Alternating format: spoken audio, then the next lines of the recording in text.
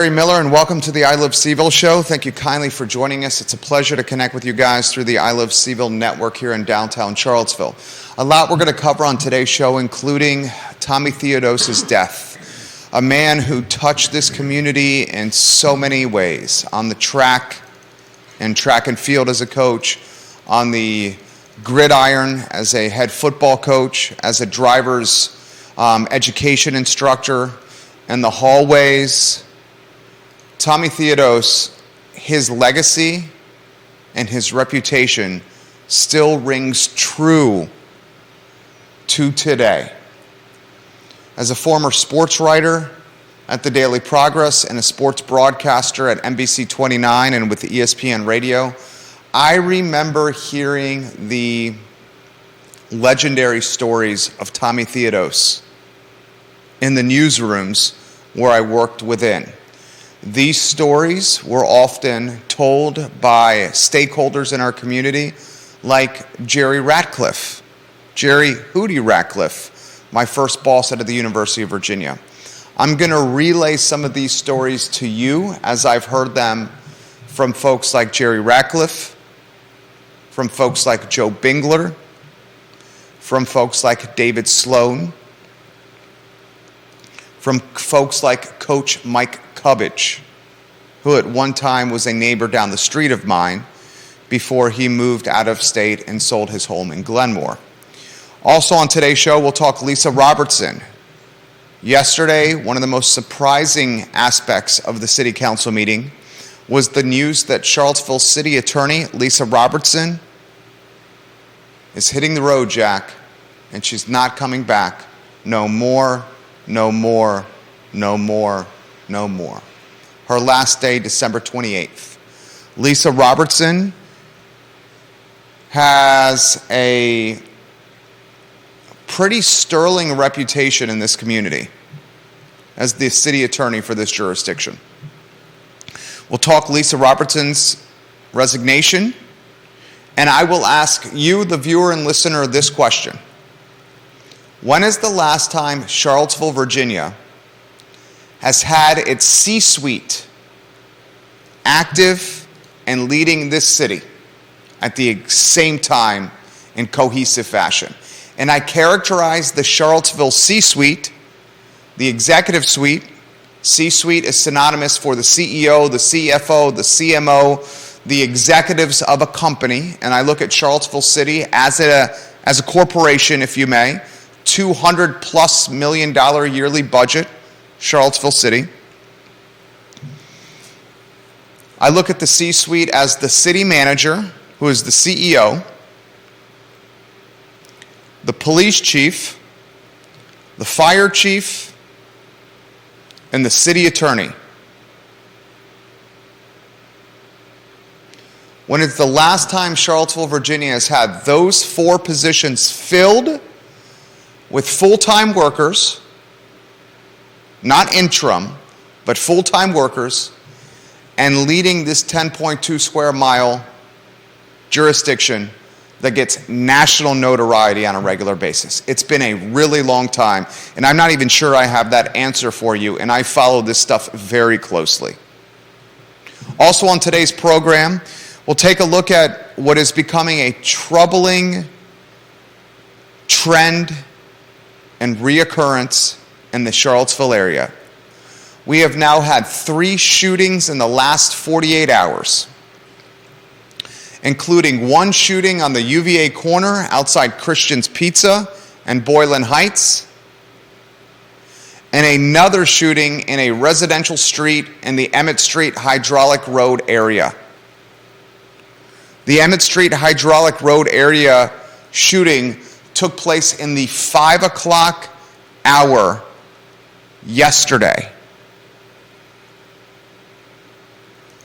The shootings are no longer isolated to pockets of violence in the Charlottesville area.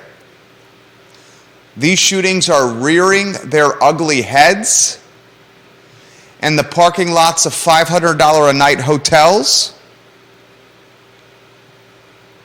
murders on the downtown mall,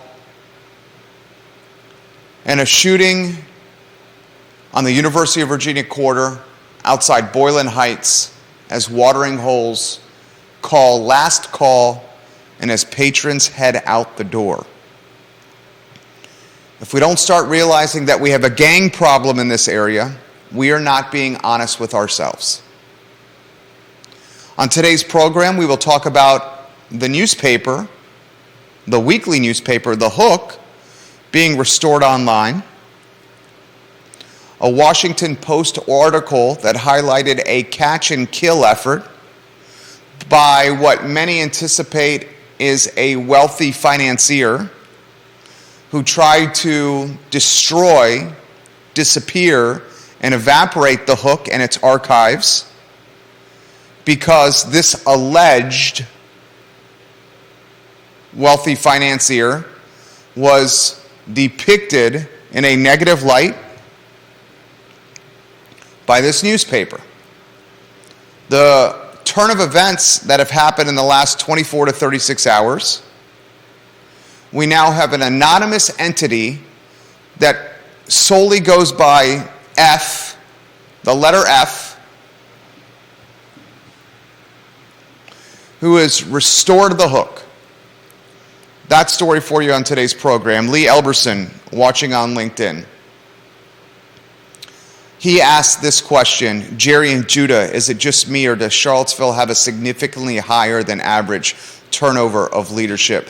Lee, you're exactly right, my friend. And the word and the scuttlebutt around the streets of Charlottesville is you will be joining us for the holiday party tomorrow, Lee. And you will be donning a fabulously fantastic, ugly Christmas sweater while having that beautiful bride of yours on your arm. Let's welcome Judah Wickhauer to the program with the two-shot. How are you, Judah? I'm doing well. How are you? I'd say we start with Tommy Theodose today. You okay with that? Sure. Alex Urpí will join us in a matter of moments. I want to relay some firsthand perspective on Tommy Theodose, a coach and a teacher and a driver's ed instructor, Judah, a molder of young men and women, a man whose name and reputation still ring loudly and positively today, a man whose moniker graces the football stadium at Charlottesville High School. Tommy Theodose passed away over the weekend. I would routinely see Tommy Theodose around town, and I first learned of Tommy Theodose's accomplishments as a bright-eyed, doe-eyed, bushy-tailed journalist at the Daily Progress and Jerry Hootie Ratcliffe's newsroom and sports department off Rio Road. I was very young on the Daily Progress beat and was entrusted with covering high school sports as a 22-year-old looking to gain some journalistic experience.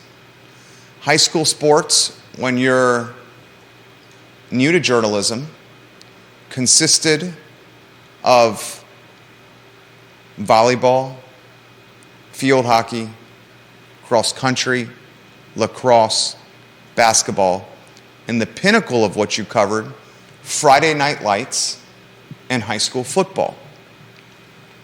High school football around this area still commands the type of attention that few athletics can duplicate.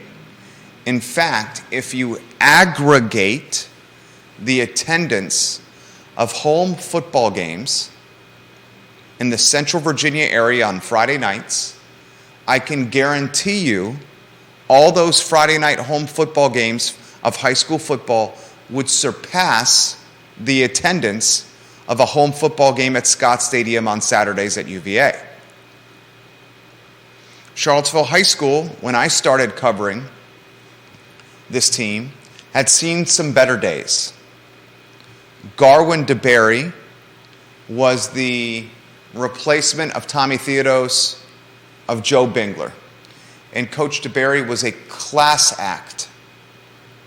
He himself had tremendous success on the gridiron. But when I started covering the Black Knights in Charlottesville football, it was 2004, 2005, 2006, 2007, 2008, in that area. The team didn't have the type of success on the gridiron that it had early in Coach DeBerry's tenure, and certainly throughout the Tommy Theodose and Joe Bingler terms. One thing I would constantly hear in the newsroom at the Daily Progress from Jerry Ratcliffe was Tommy Theodose, an incredible athlete, a football player, a track and field standout, a basketball superstar, a guy who went to the University of Richmond and had athletic success and then returned to his alma mater to lead Lane and CHS to glory. And what I'm going to do today is highlight Tommy Theodose, the man, the coach, the driver's ed instructor, the teacher, and the molder of young men and women. First, let's talk about Tommy Theodose, the athlete. Few people achieved the records and honors Tommy Theodose did as a player, and even fewer reached that distinction as a coach.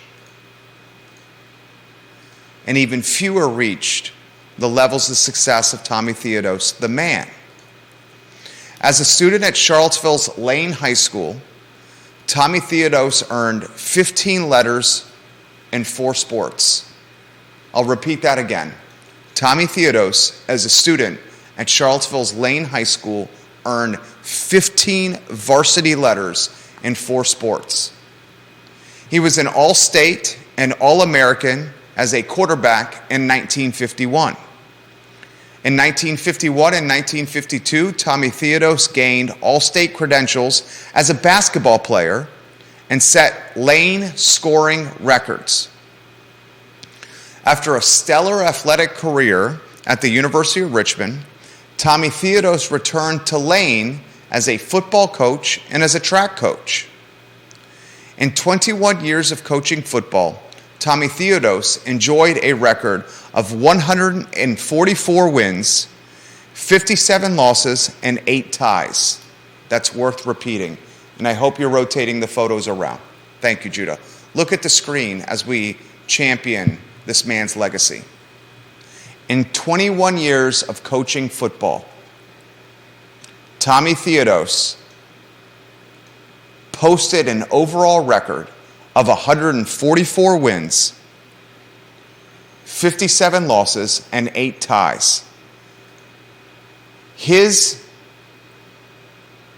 record and resume included 6 district championships and a state title in 1963. In one fantastic 5.5-year stretch, Tommy Theodose won 53 straight games. I will highlight that again. In a 5.5-year stretch, Tommy Theodose's teams won 53 straight football games. That accomplishment still stands as the longest non-losing streak in Virginia High School League history. In his 19 years of coaching track and field, Tommy Theodose's teams claimed 6 district championships, 2 regional titles, and 1 state championship. Tommy Theodose was named the Pepsi-Cola Scholastic Coach of the Year in both 65 and 1966. Tommy Theodose was named the 1975 National Football Clinic Master Coaching Award and was a nominee for the National Coach of the Year the following year. He is a member of the Virginia High School League Hall of Fame and the University of Richmond Hall of Fame. He was born on April 8th, 1933.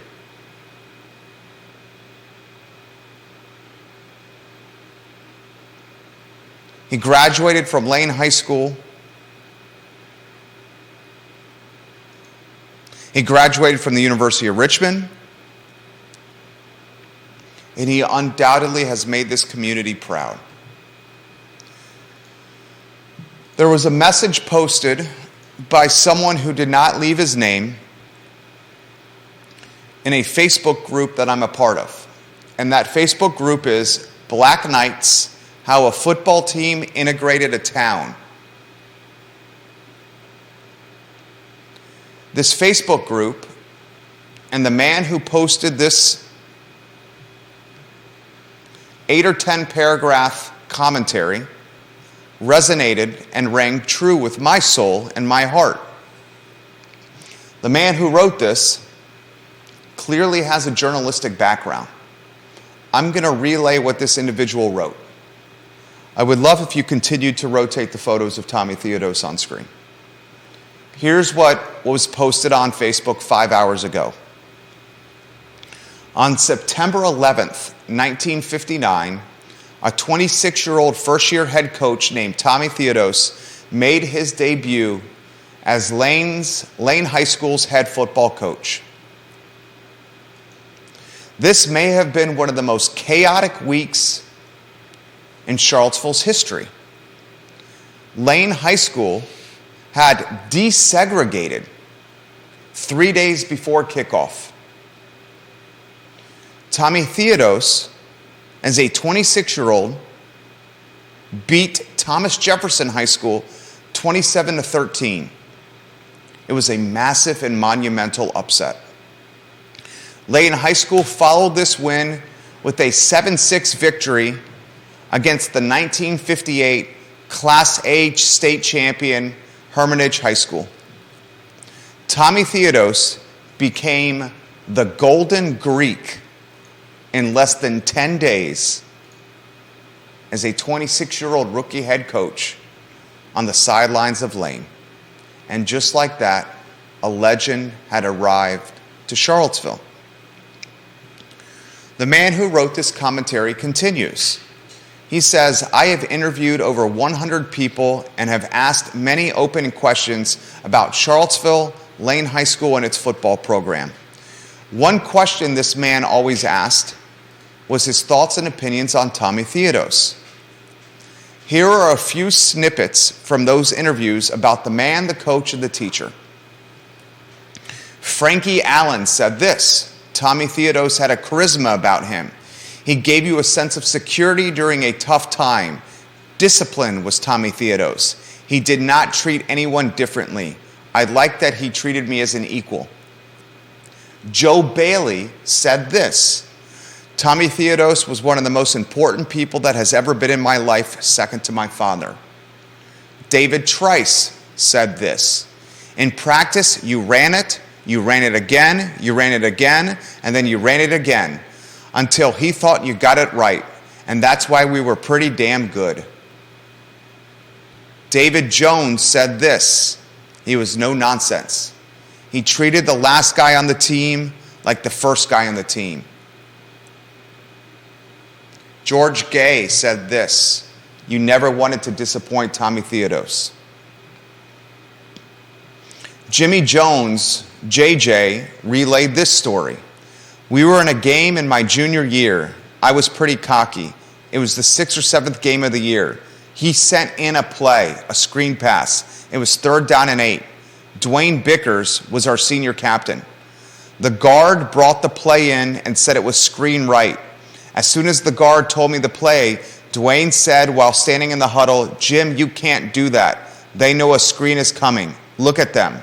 They are already yelling screen. I said, yeah, but Coach Theodose said it in. Dwayne Bickers said, I would not run that if I were you.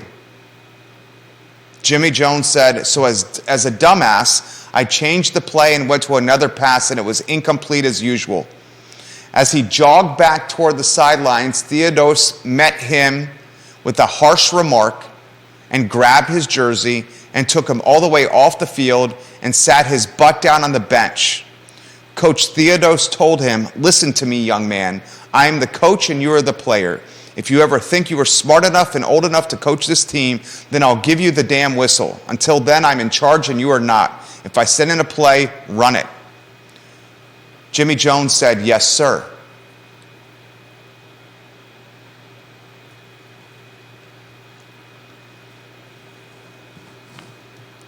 Tommy Theodose passed away this weekend.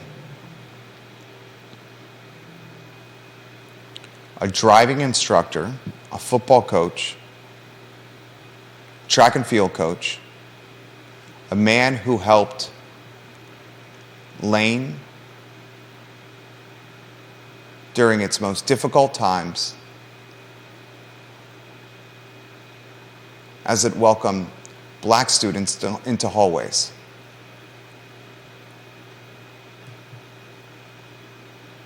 This man is Charlottesville, like Joe Bingler is Charlottesville.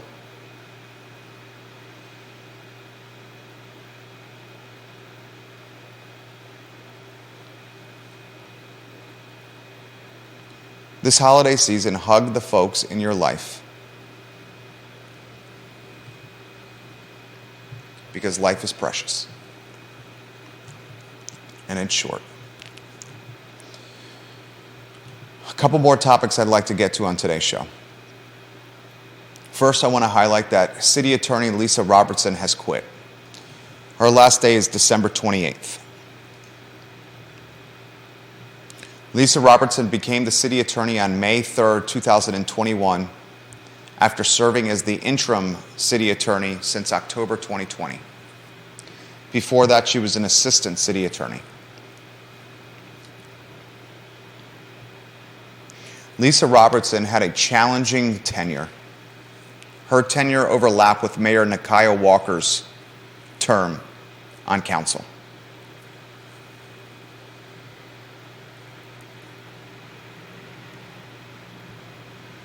By everyone I've spoken to, Lisa Robertson was doing a hell of a job.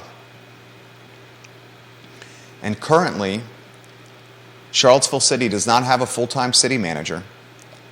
It's waiting for Michael Kochis to take over as the police chief, which will happen in January. It does not have a full-time fire chief, and Lisa Robertson is resigning on the 28th of December.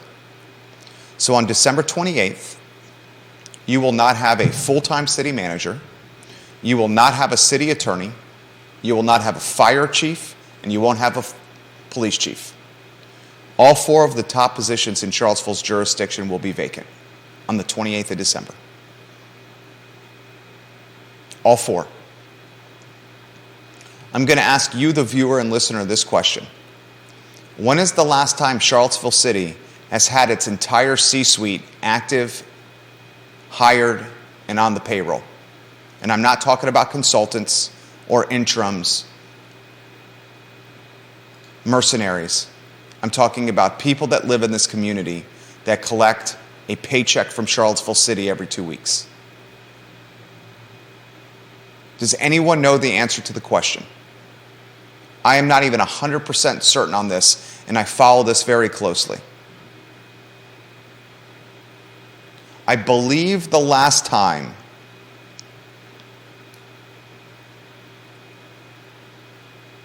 Charlottesville had a city attorney, a police chief, a fire chief, and a city manager active and employed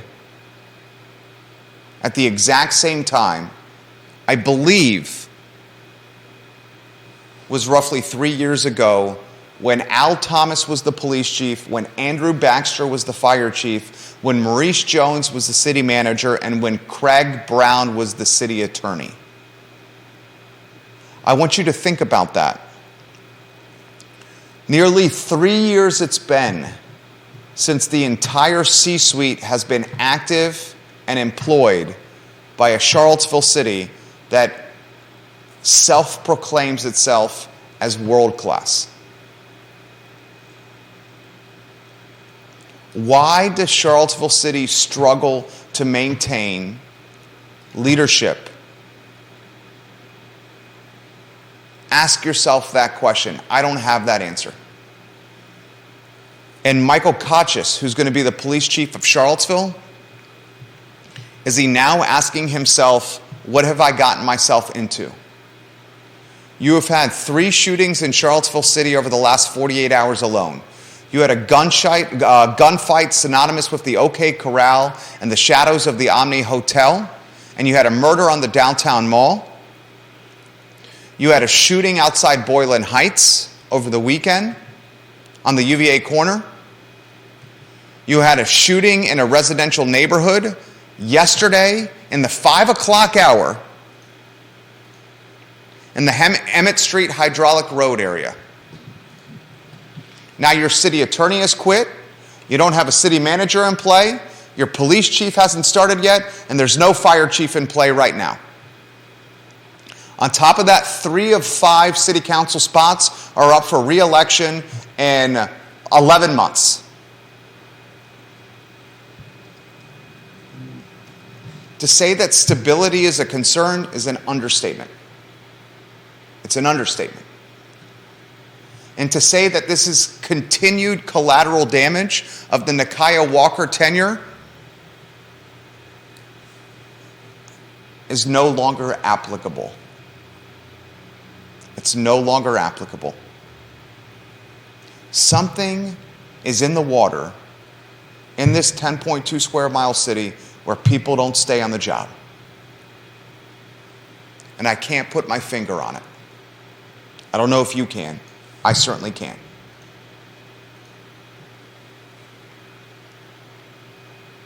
It's no secret that the scrutiny and the spotlight on Charlottesville is significant because of the pedigree and prestige of the University of Virginia, and because of the fact that this community is gentrifying rapidly and becoming a playground of wealthy, white, digital nomads and finance refugees.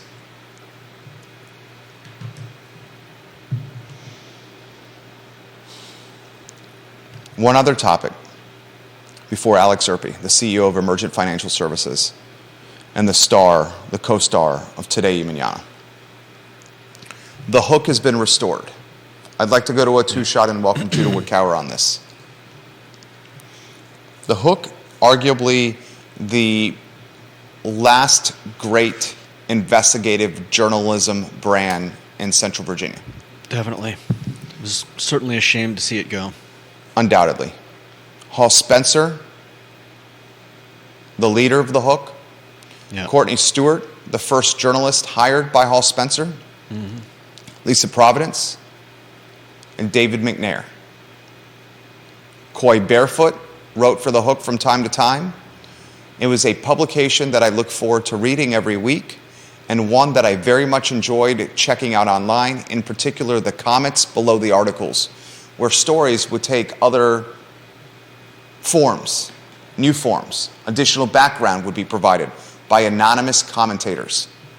Essentially, it was social media before social media in Charlottesville. The hook and its archive were sold by Bill Chapman and Blair Kelly to an anonymous party. Bill Chapman and Blair Kelly own the CVille Weekly. They took control of the hook and its archive when the hook merged with the CVille Weekly during difficult economic times as advertising dollars became sparse.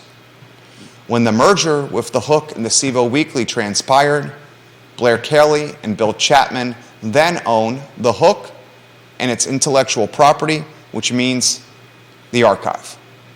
Yep. Blair Kelly and Bill Chapman sold the hook for a substantial amount of money to an unnamed party, and they did it to survive COVID.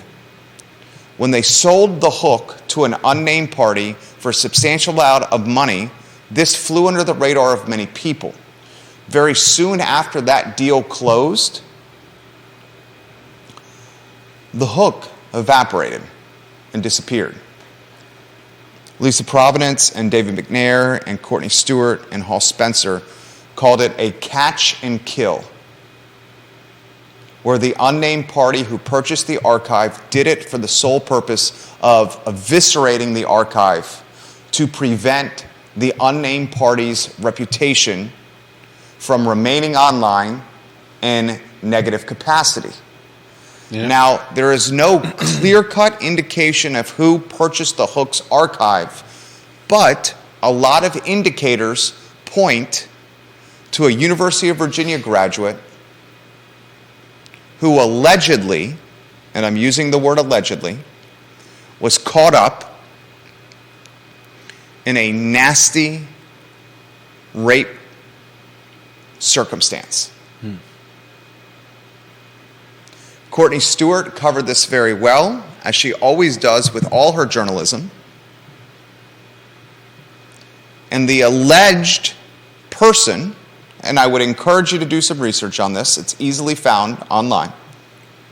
The alleged person who was involved with the alleged rape ended up being a wealthy financier who now lives in D.C. that has significant disposable income.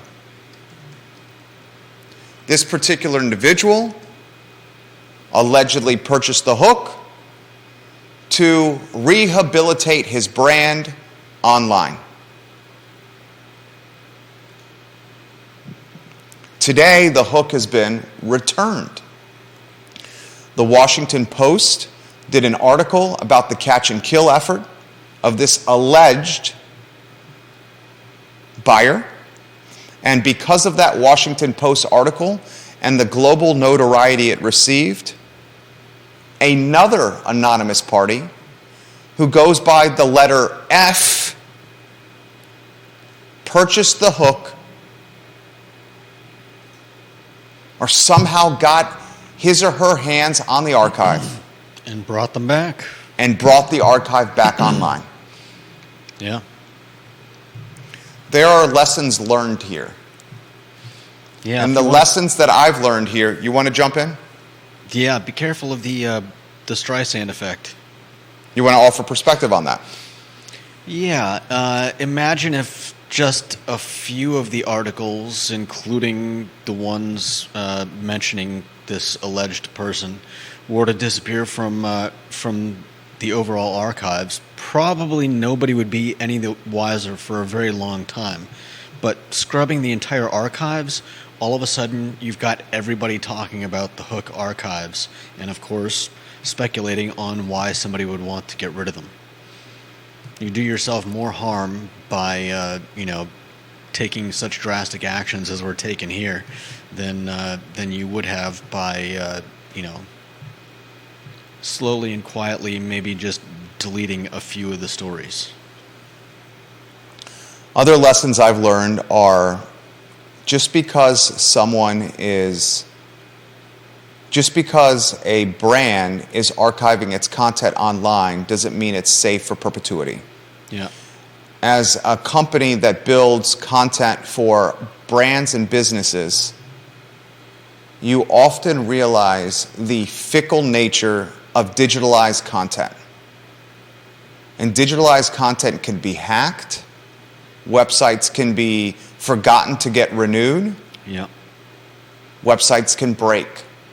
Websites are synonymous with an engine and an automobile. They need upkeep and repair and maintenance.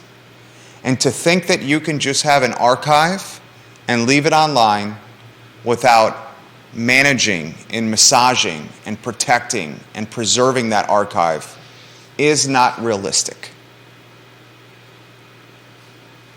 A digital archive is not as safe as you think. And oftentimes, the hard copy archive that you can find at a library in microfilm, microfiche, is safer than the digitalized version of it, because it's tangible and palpable and located in one location. Either way, I'm excited that the hook is back online. It's a 10 or 12 year documentation of Charlottesville, Virginia, the good, the bad, and the ugly. Yeah. We'll welcome Alex Urpí to the set here. Carol Thorpe says, Jerry, the answer to your question about the C-suite, maybe about 10 years ago, I recall all of those positions were filled with permanent and stable hires, as you say, during my third term as chairwoman of the Jefferson Area Tea Party in 2012 to 2013. That was the first year of Mayor Huja, following the term of Dave Norris. The C-suite employees included Maurice Jones as city manager, Craig Brown as city attorney, Tim Longo as police chief, and Charles Warner as fire chief. Thank you, Carol Thorpe, for leaving that comment. I believe in 2020, Al Thomas, police chief, Craig Brown, city attorney, Maurice Jones, city manager, and Andrew Baxter, fire chief, overlapped, although very, very briefly. Philip Dow, the King of Scottsville, says, Coach Tommy Theodose was my mentor. Jerry, you are bringing tears to my eyes now. Thank you for watching, Philip Dow, the King of Scottsville. Warrior AG, watching the program. Albert Graves, hello. Lisa Costello says, how does the homicide rate of Charlottesville compare with other comparable cities? It is death much more than numbers, but stats will show us if these ills are worse in Charlottesville than other localities. I think it's a fair comment. My perspective is from a Charlottesville-focused perspective, in that for so long we have had such little gun violence that we've taken it for granted. Bill McChesney, the mayor of McIntyre, says there are many fond recollections he has of Coach Theodose on various Lane High School Facebook pages, and many of those were as a driver's ed instructor. Alex Urpí now on set, the CEO of Emergent Financial Services, a friend of the program, and the co-star with the Urpí men of Today y Mañana, Thursdays from 10:15 a.m. to 11:15 a.m. Alex, good afternoon. Good afternoon. How you doing? It's great to see you. Good to see you too. Good to be on. Happy holidays. Happy holidays. Merry Christmas. Getting close. Getting close. Give us a snapshot of some of the festivities and traditions in the Urpí house, if you could. In the Urpí house, there's a good number. Because the Italians very much celebrate Christmas Eve. Okay. As well. So there's always some kind of fish dish, or sometimes you do, like picky food, like, a little bit of everything. So that always takes place on Christmas Eve in the Urpí house.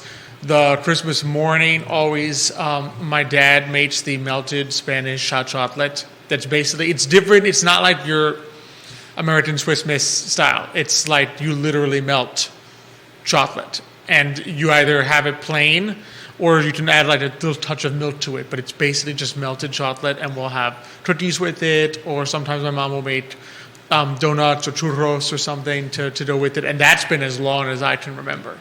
Every Christmas morning right after opening the gifts. That sounds delightful. Oh, it's a lot of fun. The holiday is one that's special for all families. Certainly at the Urpí household, I've learned over the last couple years of watching Today y Mañana evolve into just this fantastic program that the Urpí men, a strong bond these men have together. And Judah and I often comment, we love the positive energy that comes with these four guys coming into our studio on a weekly, sometimes twice a week basis. My friend, we were hoping for potentially a Santa Claus rally to close the year. I know. It doesn't look like we're going to get a full-blown Santa Claus rally. It seems like a lot more of what we've kind of been experiencing all year, which is some big days in the midst of a lot of down days, a lot of bear days. It's a tricky spot between the Federal Reserve still raising rates, which of course the market does not like. At the same time, at this point in the game, the impetus for the Federal Reserve to not raise rates would probably be because they foresee a slowdown, which also isn't positive news. So I think it's a tricky time to navigate.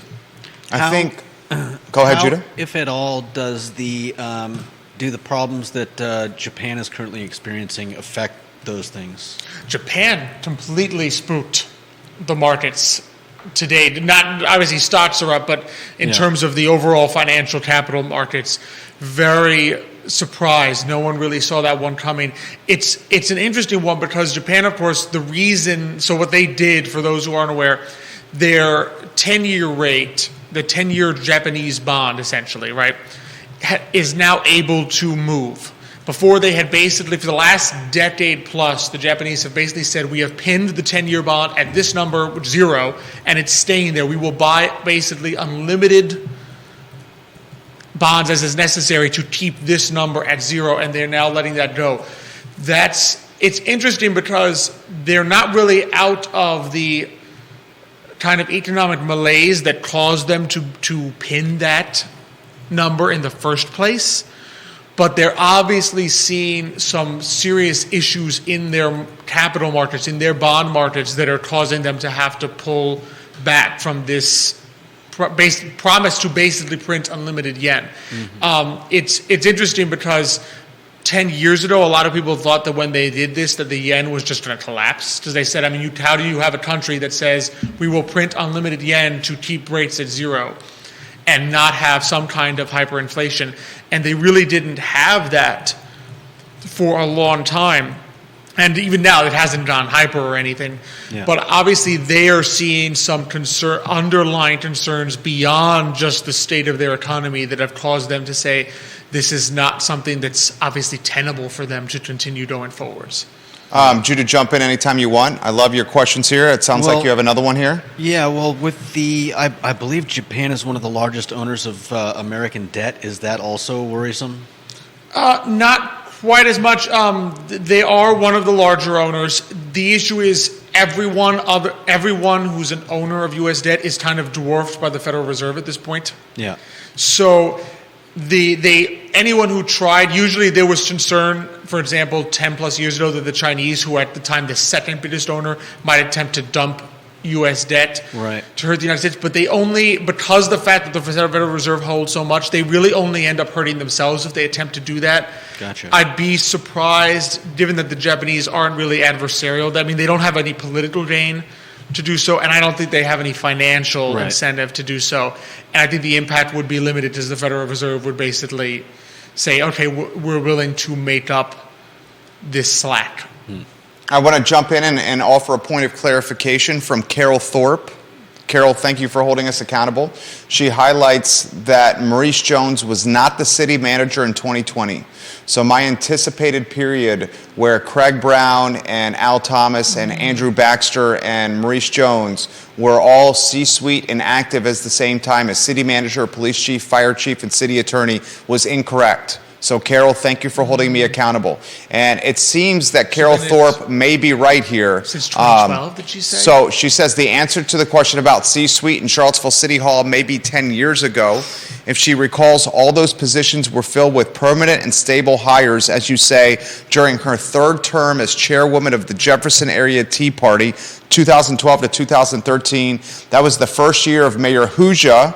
Following the term of Dave Norris, the C-suite employees included Maurice Jones as city manager, Craig Brown as city attorney, Tim Longo as police chief, and Charles Warner as fire chief. So 10 years ago, the C-suite active in Charlottesville City Hall. Carol Thorpe, thank you for that insight, ma'am. I want to throw this to you, Alex Urpí. 2022, one to forget. Certainly for my portfolio, I don't want to speak for yours, but I would imagine yours as well. I was having a conversation with my father, who is in town to meet our newborn, and he was mentioning that his particular portfolio down about 15% for the year here. We all are optimistic.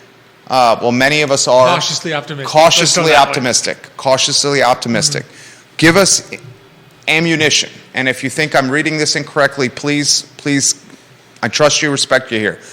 Can we be cautiously optimistic for 2023, or do you feel that it's going to be more tough sledding in 2023? Oh, no, I think we can be. I mean, there's a number. It's always difficult to know what will happen, but there's a number of historical parallels to here. First off, and Nicholas, my brother at Emergent Financial Service, he's pointed this out a couple times, that basically the historical record for the stock market in the third year of a president's term typically is a good one. That's usually because the Congress gets split. I mean, historically, the party that controls the White House ends up losing Congress, or at least a House of Congress, in the midterms. Thereby splitting it, that always tends to produce some kind of stability, which then theoretically leads to the markets doing well. Been a while since there were two in a row of a down year in the markets. That's also particularly rare to have two consecutive negative years. So the fact that this year was negative would provide some cautious optimism for next year.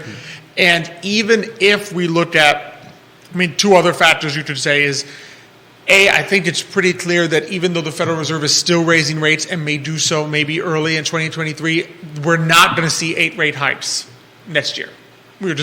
It's not going to happen. So the constant increasing of interest rates is going to come to a stop at some point next year. Now, whether it reverses or not will depend on whether we enter a recession or not.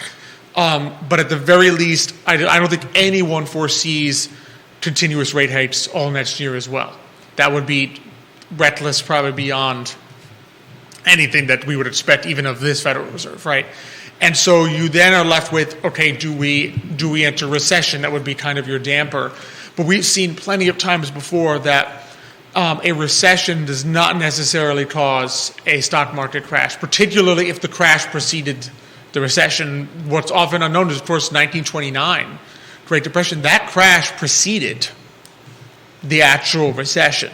So it's always difficult. It's not easy to say just because we might have an economic slowdown on Main Street that suddenly Wall Street will collapse as well. It's entirely possible that we sit here, we get a slowdown as a result of so many rate hikes, but we don't necessarily see a down year in the markets again. It might be a very tepid bull market. You might be sitting there at the end of the year and say, well, my portfolio is only up 5-10%. But I think there are certainly historical signs, and history, what do they say? It never repeats itself. So it might rhyme, but it never repeats itself. So it's not a guarantee that we're going to have an up year, but I certainly think there are reasons to be cautiously optimistic. What concerns you?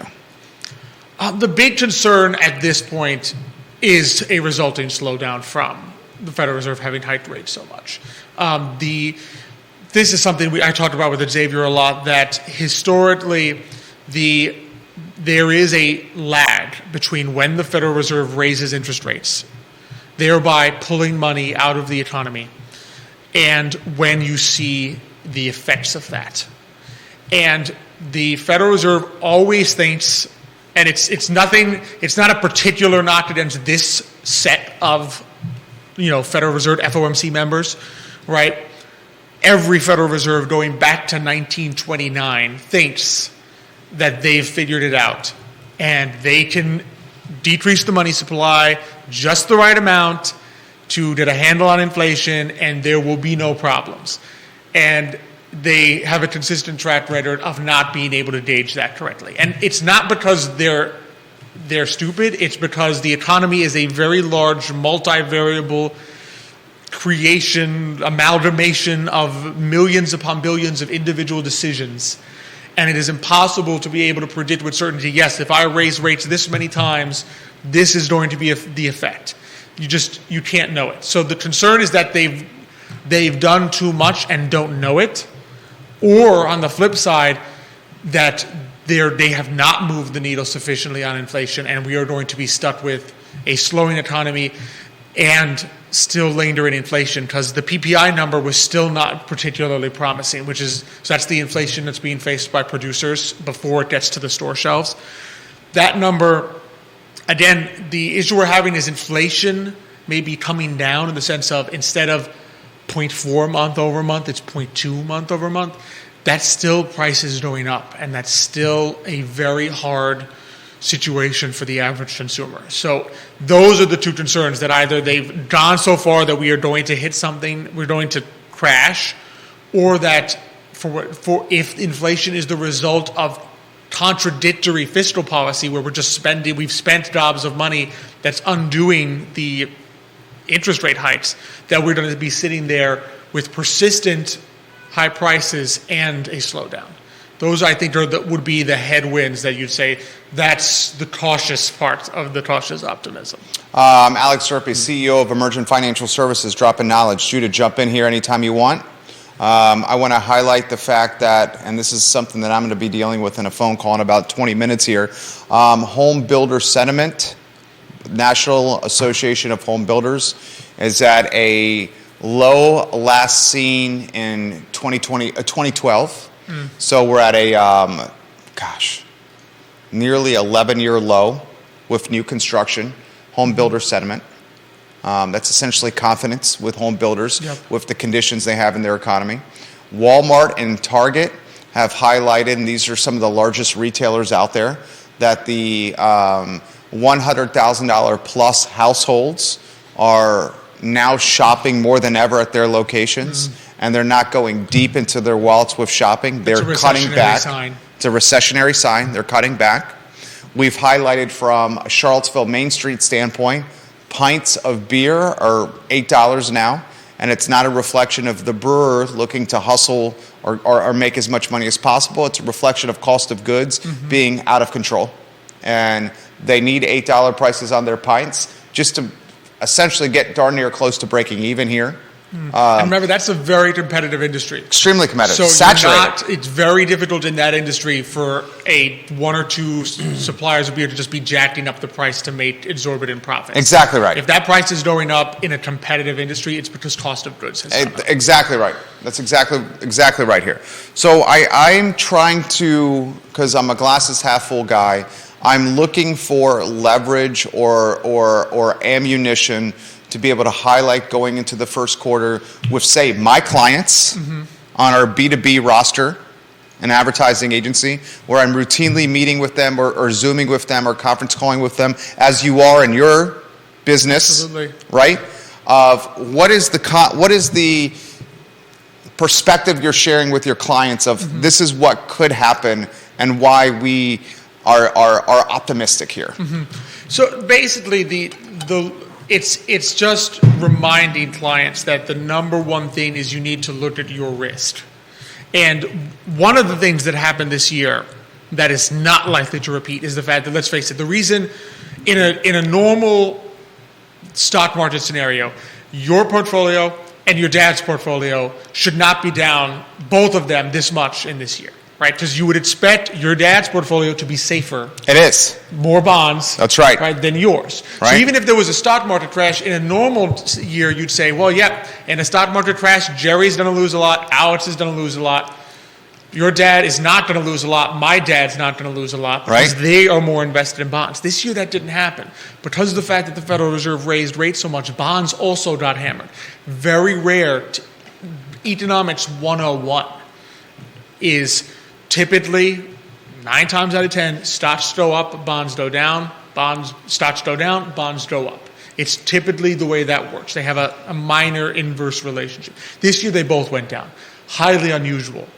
Also, unless the Federal Reserve shocks us all by raising rates 8 times again next year, which I think is highly unlikely, that scenario is not likely to be repeated. So if you are sitting there with a safe portfolio, you would not expect that to be hammered again. You, particularly if you've made some smart decisions this year, if you moved into some floating rate bonds, if you made other wise decisions, because bonds is much more mathematical than stocks, right? If I sit there and I'm holding a 5-year bond and the Federal Reserve raises rates, yes, the price of my bond goes down. But I know that I get my money back in 5 years, which means as that bond approaches maturity, as it approaches the point where I get my money back, that price has to go back to even. Mathematically, it goes back to 100, particularly if it's a government bond. In other words, if the company's not going bankrupt or anything, right? Stocks, there's nothing that forces stocks to go back up. You could have a company, stock goes down, and for the rest of its existence, it stays at this lower price, right?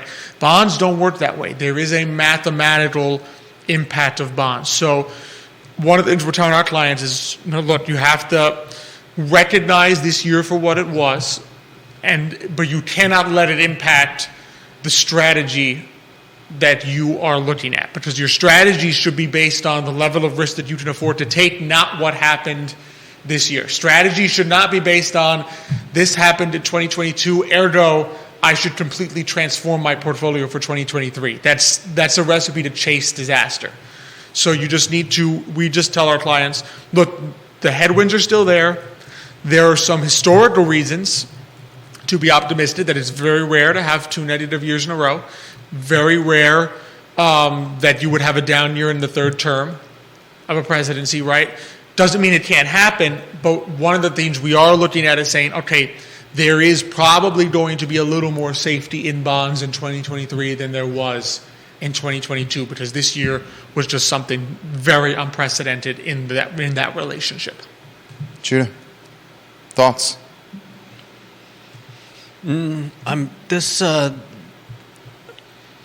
This involves more what you're talking about with real estate, but I think also with the rest of the market as well. I think demographics are showing that the population is starting to peak and decrease. A lot of the industry across the world is based on an ever growing population. What will inflation become endemic if and when the population stops increasing? I mean, for instance, I read something recently where somebody made this point about home ownership. It's obviously a massive upfront transfer of wealth from younger people to older people, on the implicit promise that when those young people become old, there will be new young people willing to give them even more money. And of course, as prices rise, the only young people able to buy into this Ponzi scheme are quite well-to-do already themselves. So what happens when populations start to decrease and less people are able to afford the houses that have been for so long expected to continue rising and being a form of probably one of the, give or take, more stable instruments of Sources of building wealth. Yeah. Oh, it's number one. Yeah, Yeah. I don't think you have to qualify it. What do you make of that?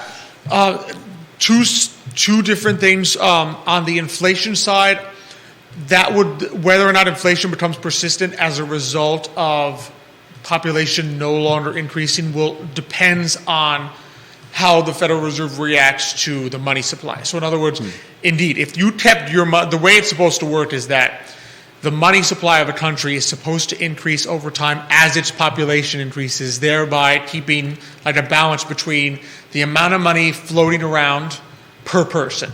So in other words, per capita. As more people are born, as the population increases, you increase the money supply slowly over time. If population starts stagnating or decreasing, then if you were to ignore that fact and keep printing money and increasing the money supply, you will eventually have persistent inflation because the money supply is going to keep outpacing the actual population growth. If you react and say, well, we need to now constrict or sort of keep the money supply stable, theoretically you wouldn't have that inflation. Now, what you would have in that scenario is we would be living in a world in which the super low interest rates that we've been enjoying for the last 20 years no longer exist. In other words, you can't keep the money supply stable or shrinking by keeping rates at zero. Right? So you're living in a new paradigm at that point. The U.S., I think is it 2050 that it's supposed to peak based on current demographics, our population. So we're still growing now, but at a decreasing rate. So we're increasing, but not quite as fast as we used to be, and we're approaching the top of that mountain.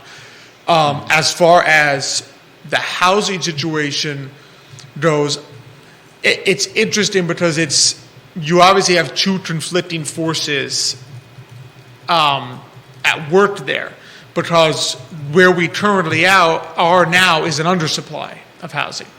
But as Judah points out, the long-term demographics might suggest, particularly if you have a generation of young people who cannot afford to buy houses, then in theory that would reduce the demand, reduce the price, they can afford it again. If institutions come in and start just gobbling that up, then you just end up with a class of renters, which has its own long-term repercussions, because that scares me. Yeah, that frightens me a little more there, because Judah's absolutely correct. Between 1950 and the present, the number one source of wealth generation in this country has been, for the middle class, has been the ownership of homes, because they have gone up in price, starting with the GI Bill that they passed right after the 50s. that is your source of wealth generation. And you can see it too in the populations that were sort of kept out of that GI Bill that did not generate anywhere near that level of wealth. You can see it. And so to have a generation of renters, if you would get a generation of long-term renters, then you're relying on retirement savings alone in a fluctuating stock market to generate that kind of living in retirement. And it's a scary proposition. It doesn't keep quite the same pace. It doesn't mean you can't do it, but one of your major sources of wealth generation, particularly from generation to generation, passing it down to your kids, is gone. Travis Hackworth in Danville is giving you props. He's saying you're 100% spot on. Thank you, Travis, for watching the program. Thank you, Travis. I also am checking out the DM that you sent me. We'll see if we can weave that into tomorrow's show, Travis. Do you ever expect interest rates in the 2%, 3%, or 4% for housing again? Again? I mean, it's certainly possible. If next year, as an example, let's say we hit a very big recession next year, Federal Reserve is going to turn around and decrease interest rates again.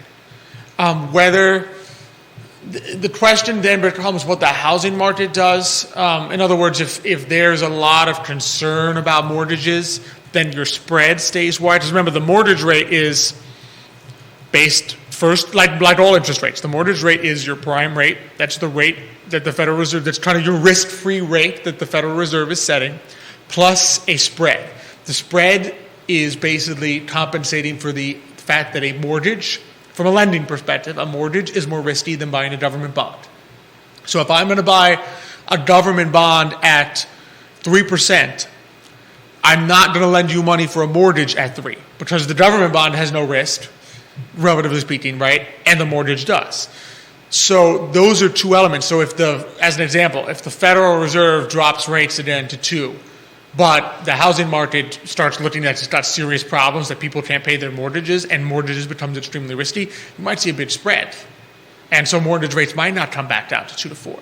If we get a recession that doesn't impact the housing market, and we don't end up with a repeat of 2008, where housing kind of looks fine, nobody's underwater. If they are, they're continuing to pay, right, their mortgage payments, no one's defaulting. Then you could have a scenario where the Federal Reserve says we have no choice but to reverse course, drop rates, and mortgage rates come back down to the 2 to 4% range. So a lot of that will depend on what happens next year. I don't think we're quite at long term. Just what Judah's talking about with demographics is what we'd call in economics the very long term. In other words, that's when you start looking in 10 to 20-year windows.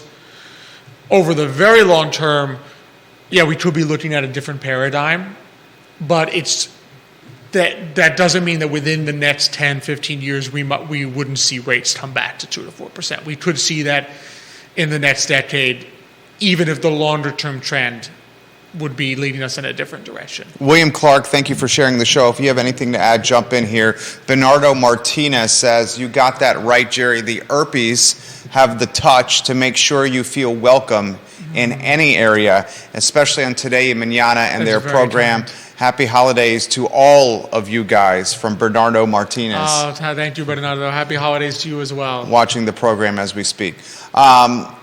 Anything you want to add before we highlight Today y Mañana on Thursday, and we'll get to a close here from Greenwood, from the king of Greenwood himself? No, I think if my brain gets any more wrinkles today, it'll probably explode. It'll explode. Today y Mañana, we'll give some time to see what you guys have in the docket Today, for Thursday. It's really simple. It's our holiday show. It's going to be all 4 Urpies. I love it. Probably Santa hats. I love it. Just like last year, talking some Christmas traditions. I'm sure Nick will bring up some Christmas trivia. You know that longtime viewers of the show will know that there are few things Nick enjoys more than trying to stump Xavier. So he will attempt to stump Xavier with some Christmas trivia, just some fun, some laughter, just something a little lighthearted with the 4 Urpies before, but it'll be 3 days before Christmas? Yeah, 3 days before Christmas. Kevin Higgins, you're a good man. He says, what have the 3 of you guys learned through the pandemic and madness leading today? What has made I Love CVille and Emergent Financial Services better this year? Ooh, that's a great question. What has made it better? It's just, I think, to be honest, just from my perspective, an even increase in just the comfort and confidence of being out there on Today Mañana. I mean, Xavier and I had never done anything remotely close to what we do on Today Mañana before 2020. I mean, if you hadn't reached out to us and said, hey, you guys want to do a show involving Latino entrepreneurs getting out there, we would never have thought like, oh yeah, let's take Xavier and myself and put us in front of a camera and see what happens. So you get a joy, I think an increased joy, really embracing. I know Xavier in particular has just so much, after having spent so long, really most of his career was in finance, but working with a lot of institutions, cities, counties, helping them a lot. He's just completely in love and embraced helping families and individuals to do the same things that he was helping institutions do. He's just leaps and bounds. He has jumped into that. I mean, Nicholas and I had already started going down that road when we started Emergent, but really the pandemic was when we started getting a lot more people coming in and saying, I need financial planning help. And to sort of take on that level of trust and be saying, we're glad you're finally reaching out on that vein. In other words, now that times are tough, you're reaching out and looking for that kind of support has been just really heartwarming for us, and just really love. Maybe it's just coming to the realization how much we just enjoy talking with people. Because half the time, I mean, I tell you, our clients come in, we talked some of finance, right? But so much of the conversation, I'd say 30 minutes out of an hour-long consultation is just, how are things going? How's your family doing? What's going on? What can we help you with?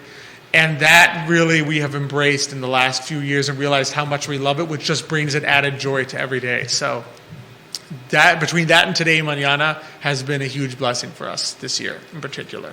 I love it. I love these guys. Thursdays at 10:15 a.m. on the I Love CVille Network, Today Mañana, presented by Emergent Financial Services. And you can see what Alex Urpi is all about and what his family is all about. If you need trusted advisors to help you guys get finances in order and to the finish line that we call wealth building and retirement, Emergent Financial Services should be your choice. Character and honesty and integrity, they embody all those qualities. Thank you. And can I just say, this is now 2 years of this segment. I love it. I love it. We love having you. It's just such a pleasure. I love being on with you. I love chatting with you and Judah. I love the equilateral triangle of content, and just the things that you each bring to the table, the different perspectives. It challenges me, Judah especially. It has some great questions. The way you both challenge me to think about, okay, yeah, these are questions that someone who's not, doesn't sit on this day by day thinks about, and how to sort of explain them. And sometimes just you both think out of the box, which really helps me to then say, hey, you know what? What's beyond what I've learned from doing this in the years that I've been doing this, from the studies and the exams? What else is out there to think about that the average person it's on their mind? So I really loved being here on Tuesdays with both of you. Well, it's truly our pleasure. Judah Wickhauer contributed mightily, to this program, as he always does, and I concur. It is a joy. That's today's show. We hope you enjoyed it as much as we did. We will be in the saddle tomorrow at 10:15 a.m. for a Christmas party extravaganza. Alex will be here. You'll see Judah. Actually, you won't see Judah. Instead, you'll see Frosty the Snowman.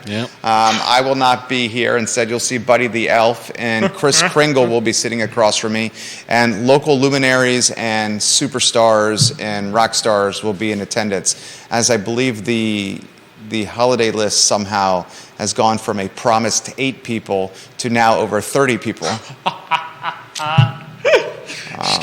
The excitement and momentum that is Keith Smith shows itself in a holiday list. Poor Judah, the bottom bar is just going to say rotating person. I don't even think we're going to have a lower third. Yeah. I don't think there's going to be names on screen. I don't think it's worth it. It would just be so difficult. Every person will have to submit their 2 guests to me before they go and sit down. I just don't think we have a nameplate. No. I would just introduce yourselves on screen by saying, my name is so-and-so. Just put beloved guest. Yeah, just be like, Charlottesville, champions of Charlottesville. There you go. That's what we'll call it. Thank you. Thank you, guys. Thank you. We'll see you tomorrow. Judah, job well done. That's the I Love CVille show, guys. We'll see you tomorrow at 10:15. Take care. Oh, that's gonna be a blast tomorrow. So, is Judah really? Oh, is Judah really? You're gonna really put on Frosty? Yeah, he's gonna be Frosty.